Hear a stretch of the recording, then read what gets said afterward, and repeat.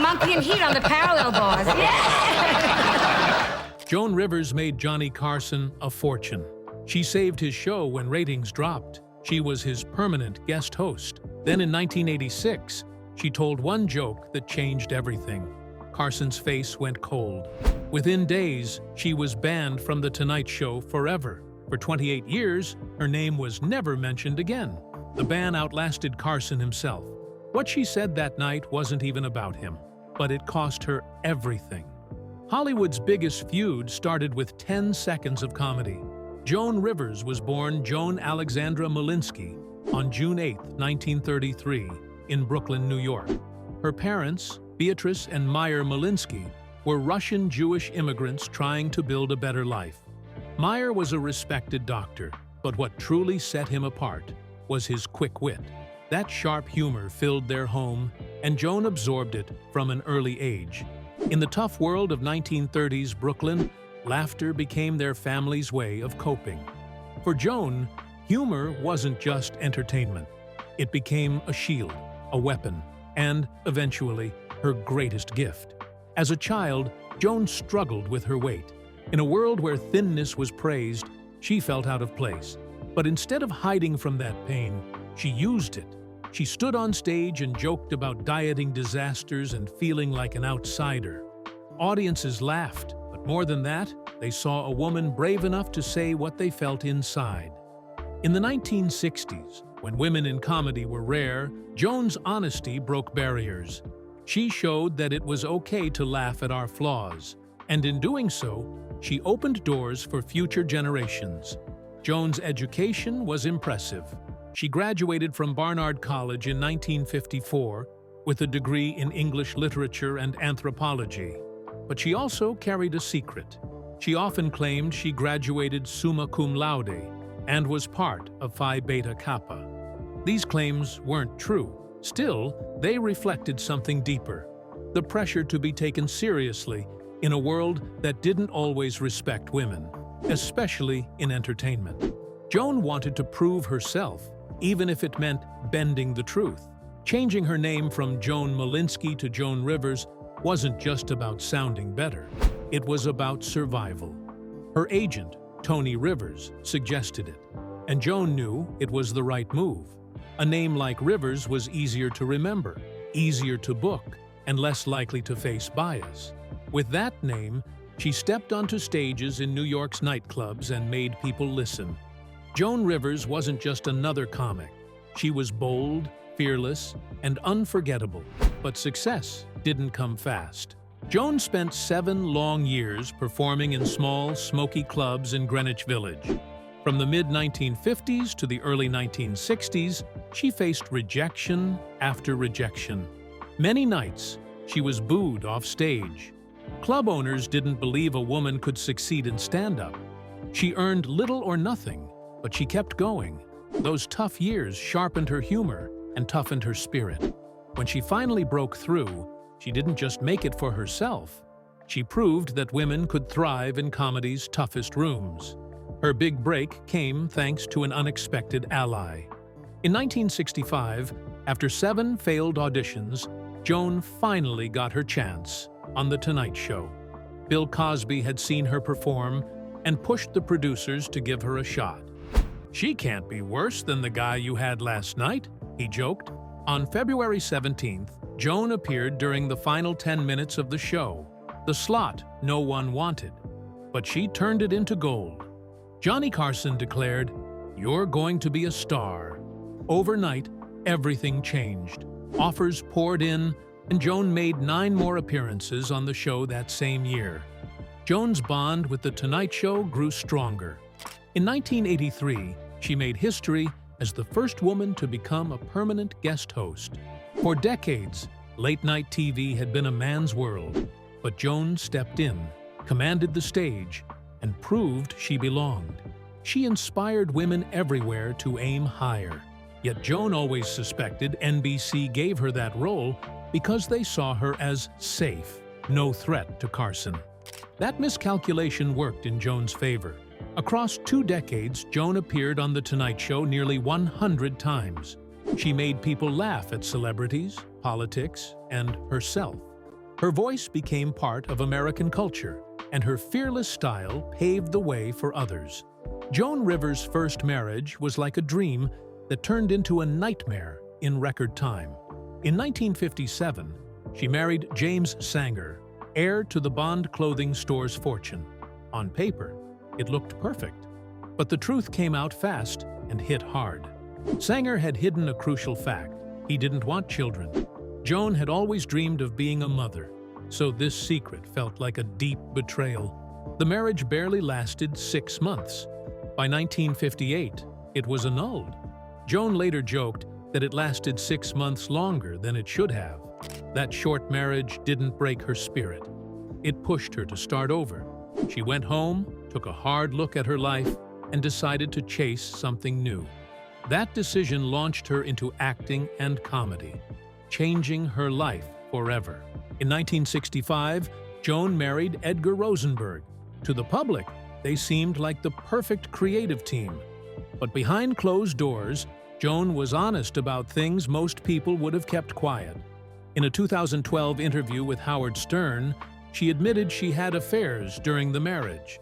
She spoke of a one-night stand with Robert Mitchum in the 1960s, right after they appeared on The Tonight Show together. In 1971, during her Broadway run of Fun City, she said she had an intense affair with Gabriel Dell.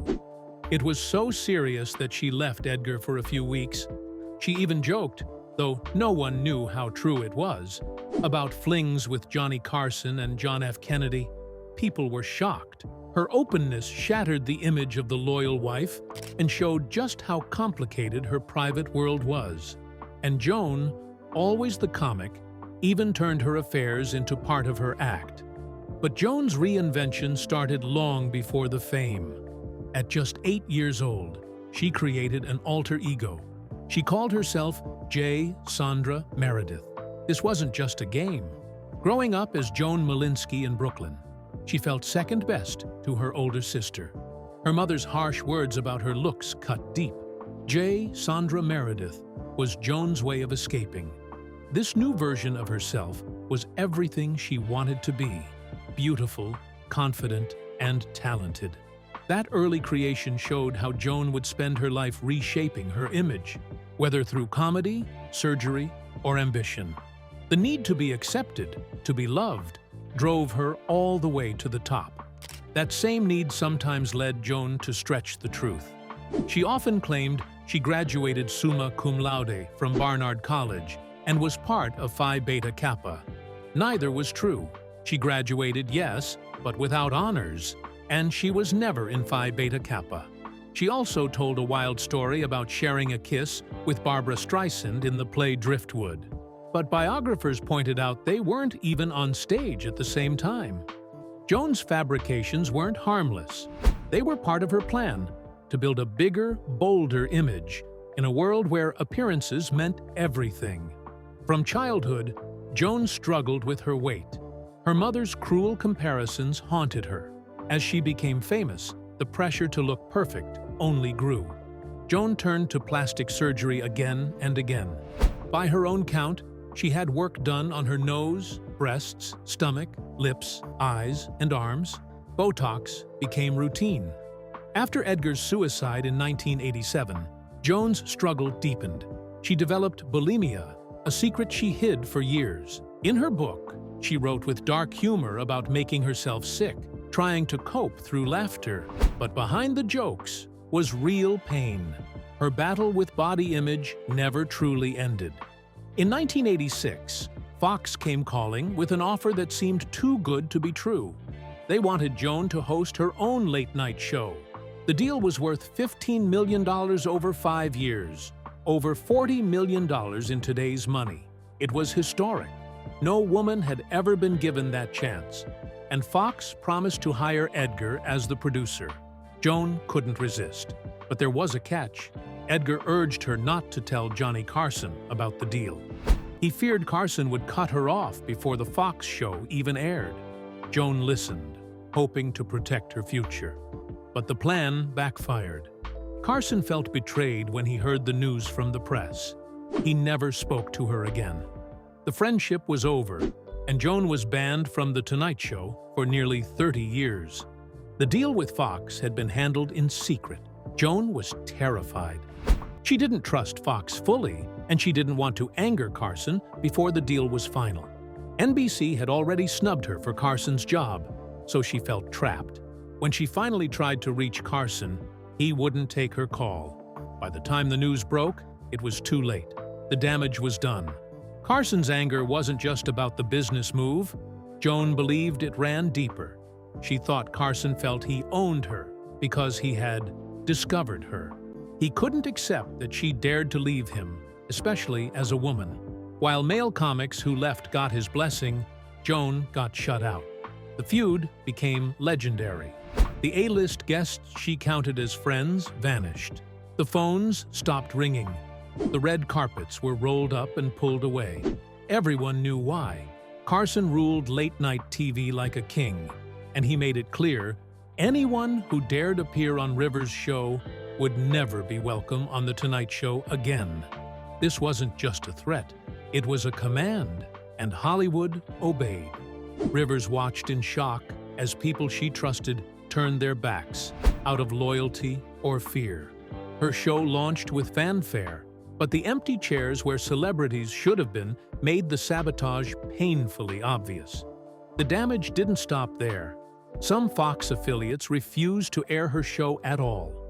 These local stations weren't even part of NBC, but Carson's grip was so powerful they feared what would happen if they crossed him. They worried about losing ties to The Tonight Show or missing out on NBC's promotional deals. The result? Rivers' show struggled to even get on the air in parts of the country.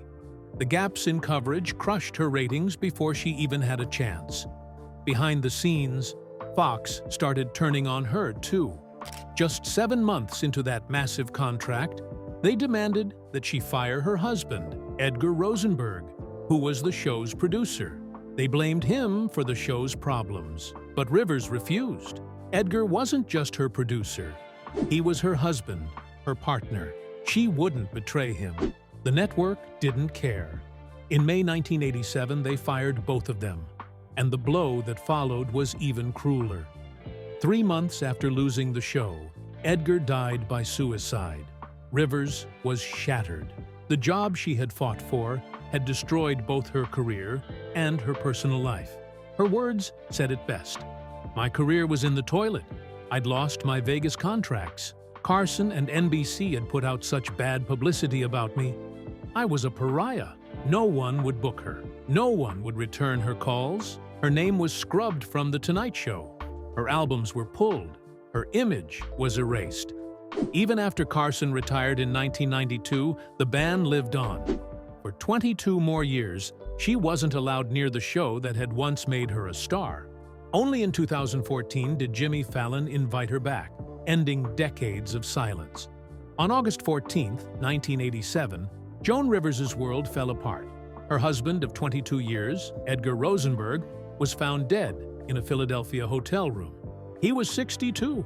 Edgar had taken his own life. Just 3 months earlier, both he and Joan had been fired from Fox after The Late Show, starring Joan Rivers, collapsed. That show had meant so much to Joan. It was supposed to change late-night TV forever. Edgar had always been her rock, her closest friend, and the man who handled everything behind the scenes. But he had been quietly suffering. After a heart attack in 1984, his health never truly recovered. The medications, the stress, and the shame of losing his job pushed him deeper into depression. He left behind tapes for Joan, their 19-year-old daughter Melissa, and his business partner. In those recordings, he tried to explain why he felt like a burden. The news hit Joan like a lightning bolt. She had spoken to Edgar the day before. He had been talking about books, dinners, and even plans to return to Los Angeles. There had been no hint of what he was planning. First Lady Nancy Reagan called Joan personally. She helped make arrangements to bring Edgar's body home. The pain was overwhelming, and the media wouldn't leave her alone. Joan was left broken, confused, and more alone than she had ever been. But the nightmare didn't end there. After Edgar's death, Joan discovered the full extent of their financial ruin. Edgar had lost everything through bad investments. Joan wasn't just broke. She owed $37 million. It was hard to believe. For years, she had trusted Edgar with their money while she focused on her work. Now she learned that she didn't even own her own name anymore. Ruthless business partners had stolen control of her brand and drained the company's money. At 54, Joan had no choice but to sell her beloved Bel Air mansion. That house, 7,700 square feet of memories, sold for over $5 million. It was a home she and Edgar had just renovated together. The shame cut deep. Joan couldn't even sell her jewelry. She couldn't appear on television under her own name. One of the men who robbed her eventually went to jail, but the damage was done. Joan would be haunted by debt for the rest of her life. The weight of grief and financial ruin nearly crushed her. In those dark months after Edgar's death, Joan reached her breaking point. She sat alone in that empty mansion, with a gun resting in her lap. The house that once echoed with laughter now felt like a tomb. The phones stayed silent. The invitations stopped. Friends vanished. Even Melissa kept her distance. Joan felt invisible. She later said, "I was a pariah, a non-person. At one point I thought, what's the point? This is stupid." The thought of ending it all seemed like the only way out. The grief, the shame, the isolation. It felt too heavy to bear. And then, something unexpected happened. Joan's dog, Spike, her little Yorkshire Terrier, jumped into her lap. He sat right on top of the gun. That tiny, loyal dog snapped Joan out of her despair. She looked at him and thought, no one will take care of him if I'm gone. Spike wasn't even friendly to anyone else. He was hers, through and through.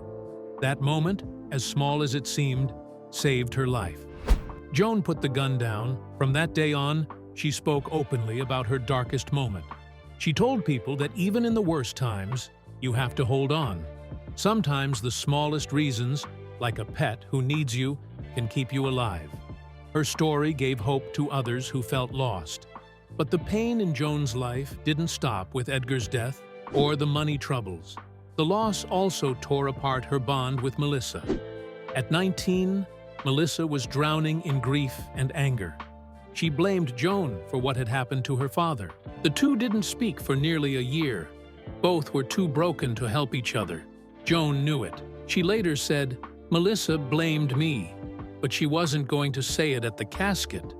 The silence between them was filled with hurt. What finally brought them back together was another crisis. Melissa found herself in an abusive relationship. When she called Joan for help, Joan didn't hesitate. That was the start of their healing. Together, they worked through the pain. Later, both of them became advocates for suicide prevention. Melissa became co-chair of Dee Hirsch Health Mental Services and Suicide Prevention. They shared their story to fight the stigma of suicide and to help others. Joan Rivers had it all, then lost it almost overnight. In 1987, her Fox late-night show collapsed, and her husband, Edgar Rosenberg, took his own life. Joan was left devastated and alone. The same Hollywood that once celebrated her now turned its back. Johnny Carson and NBC made sure she was treated like she didn't exist. Joan called this time her professional death. She went from packed Vegas shows and guest hosting The Tonight Show to begging for stage time at tiny comedy clubs. The pain was unbearable. Some nights, she tried to joke about Edgar's death, only to be booed off the stage. Still, she kept going. Show after show, she faced the humiliation and used it to fuel her act. People called it her Merry Widow Tour, and it nearly broke her. But it also made her stronger. She did what no other female comic dared to do. She turned her deepest tragedy into comedy, and that courage would lead to an incredible comeback. But behind the sharp jokes, Joan was hiding a terrible secret. She was battling bulimia, the pressure to look perfect, the grief from Edgar's suicide, and the rejection she felt drove her into a dangerous cycle. In the late 1980s, she sometimes ate nothing but mince. pretending to eat during dinners so no one would know. She later admitted that bulimia gave her a false sense of control at a time when her life felt shattered. It wasn't just the eating disorder. She also struggled with depression so deep that she considered ending her life. But Joan fought back. She got help. And when she spoke out about it, she helped break the silence around mental health and eating disorders at a time when few dared to. In 1989, Joan shocked everyone. Just 2 years after her lowest point, she launched The Joan Rivers Show. It wasn't late night, it was daytime television. But it was hers. The show ran from September 1989 to December 1993. It was a hit. Joan even won a Daytime Emmy for Outstanding Talk Show Host in 1990. The woman Hollywood tried to bury was now a daytime star. She proved she could do more than survive. She could win. Then in 1994, Joan and her daughter Melissa took on the red carpet. What others saw as a dull job, Joan turned into pure gold. She asked the question that became legendary. Who are you wearing? Her bold, funny, and unscripted style made the red carpet a must-see event. Together with Melissa, she changed award show coverage forever. People couldn't get enough. Joan became the red carpet queen. And what started as a gamble became a multi-billion-dollar industry. And Joan wasn't done. In 1990, she launched the Joan Rivers Classics collection on QVC. Many thought it was just another celebrity side gig. They were wrong. Over 24 years, her line sold over $1 billion worth of jewelry. Joan earned around $250 million pre-tax. She didn't just slap her name on the products. She helped design them, inspired by her own collection and travels. Her QVC appearances became legendary too. People tuned in not just for the jewelry, but for Joan's wit and warmth. The business let her buy a Versailles-style penthouse in Manhattan, filled with glittering Gilded Age decor. She joked it was where Marie Antoinette would have lived if she had money. What made it even more amazing was that Joan built this empire in her 60s and 70s, starting when she was $37 million in debt. Joan Rivers was never afraid to turn herself into a joke. One of her most famous lines was, "I've had so much plastic surgery that when I die, they will donate my body to Tupperware." It was funny, but it also showed how she used humor to face the things people didn't want to talk about. Joan didn't just admit to having work done, she made it part of who she was. When others hid behind fake smiles and lies about aging, she stood on stage and laughed about it. That joke became a symbol of how she exposed Hollywood's obsession with youth and beauty, and how she dared to say what others wouldn't. Joan's plastic surgery wasn't just a punchline. It was real, and it was endless. She said herself that she'd had 739 procedures. That number sounds almost impossible, but Joan talked about it like someone listing trips to the hairdresser. Botox, nose jobs, eye tucks, liposuction, facelifts, breast reductions. She named them all. This obsession came from deep inside. Joan grew up feeling like she wasn't pretty enough. Her mother criticized her. Her sister, she said, was the prettier and smarter one. The surgeries were her way of fighting those feelings. She even told Barbara Walters that it wasn't about vanity. She said, "We're in a society where looks count, and all the beautiful women lie and say, 'I've done nothing,' and that is so unfair. I just want women to know it's okay. Do it." She turned her changing face into her armor and made it part of her story. But Joan's boldness didn't stop at making fun of herself. In August 2014, she made headlines for something much darker. A reporter told her that nearly 2,000 Palestinians had died in the Gaza conflict. Joan snapped, "You're dead. You deserve to be dead. Don't you dare make me feel bad about that." She went further, calling those killed idiots for not leaving when warned. She compared it to Hiroshima and said, "They started it. We now don't count who's dead." The world was shocked. People said she dehumanized the victims. Joan later tried to explain that her words had been taken out of context, but the damage was done. It was one of the moments that showed just how far she was willing to go with her words. Another clash came with Jennifer Lawrence.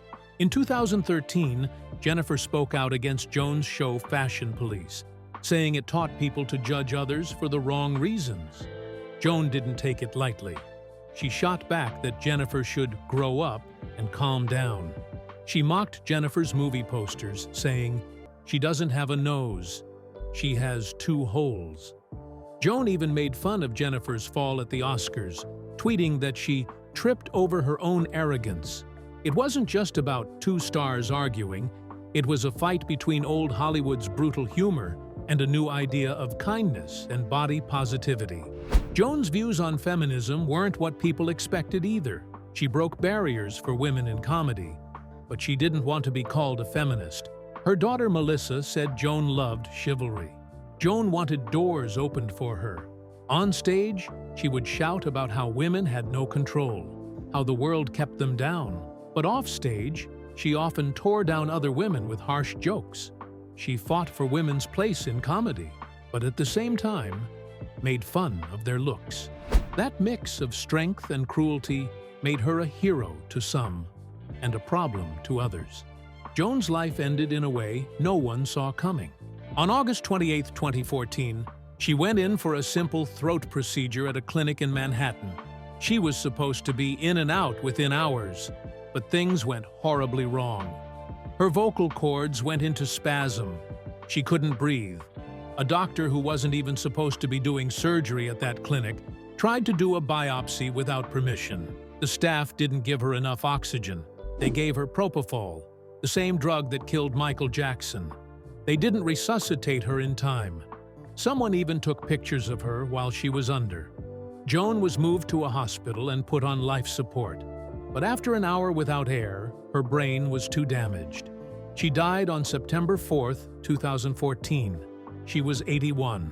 The tragedy led to a lawsuit and a settlement, and it made the whole country look harder at how safe these clinics really were. After all the years Joan spent as an outsider in Hollywood, her death brought something different. The tributes poured in. Joan Rivers was a top trend. Ellen DeGeneres called her a pioneer. Bette Midler said she was one of the bravest. Kathy Griffin called her a legend and a mentor. Even Donald Trump and Louis C.K. spoke of her energy and talent. More than 1,500 people came to her funeral. Broadway tunes played, bagpipes filled the air, and the New York City Gay Men's Chorus sang.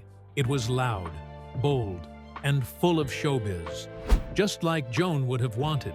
In the end, the world didn't just remember her for the sharp tongue or the surgeries.